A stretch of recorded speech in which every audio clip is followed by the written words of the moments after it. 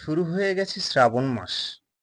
মহাসমারোহে সনাতনীদের মধ্যে চলছে ভগবান মহাদেবের ব্রত পালন ও বাবার মাথায় জল ঢালার রীতি। শিবপুরাণ অনুযায়ী এই শ্রাবণ মাসে বাবার ব্রত পালন করে ভক্তিভরে বাবার মাথায় জল নিবেদন করলে বাবা সন্তুষ্ট হন এবং ভক্তদের কৃপা দান করেন। কিন্তু আপনি কি জানেন শ্রাবণ মাসে কোন কোন খাবারগুলি খাওয়া উচিত নয়, বা কোন কোন খাবার খেলে আপনি প্রভু ভোলেনাথের কৃপা থেকে বঞ্চিত হতে পারেন?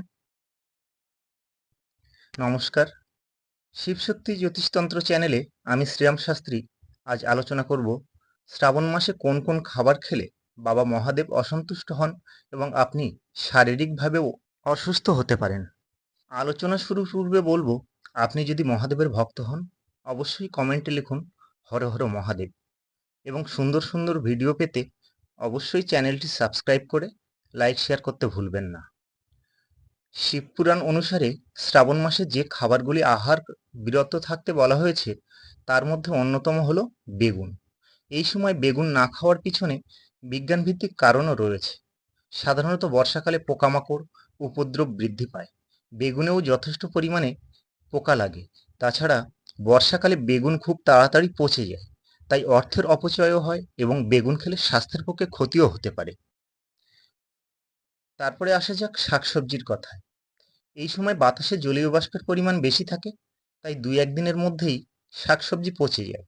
তাছাড়া বিভিন্ন পোকামাকড় ব্যাকটেরিয়া শাকসবজিতে আশ্রয় গ্রহণ করে, যা খাওয়ার স্বাস্থ্যের পক্ষে অত্যন্ত ক্ষতিকারক।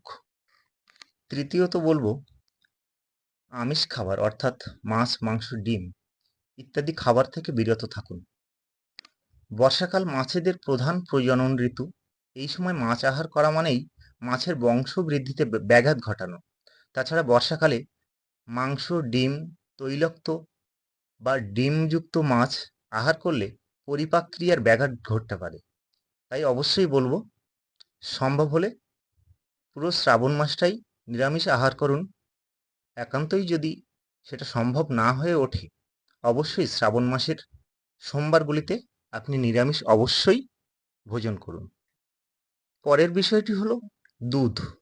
আমরা জানি দুধ পর্যাপ্ত প্রোটিনযুক্ত, তার উপর কাঁচা দুধ পিত্তরস বাড়িয়ে তোলে, যা খাদ্য পরিপাকে ব্যাঘাত ঘটায়। তাই এই সময় কাঁচা দুধ খাওয়া থেকে বিরত থাকুন। অবশেষে বলবো, মদ বা নেশাজাত দ্রব্য থেকে বিরত থাকুন।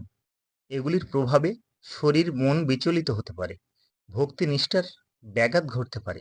তাই এগুলি বর্জন করে সর্বদা সৎকর্ম, সৎ চিন্তা ও বাবা ভোলেনাথের প্রতি ভক্তিভাবে নিমগ্ন থাকুন। অবশ্যই বাবা ভোলেনাথের কৃপায় সুস্থ থাকবেন, ভালো থাকবেন। নমস্কার।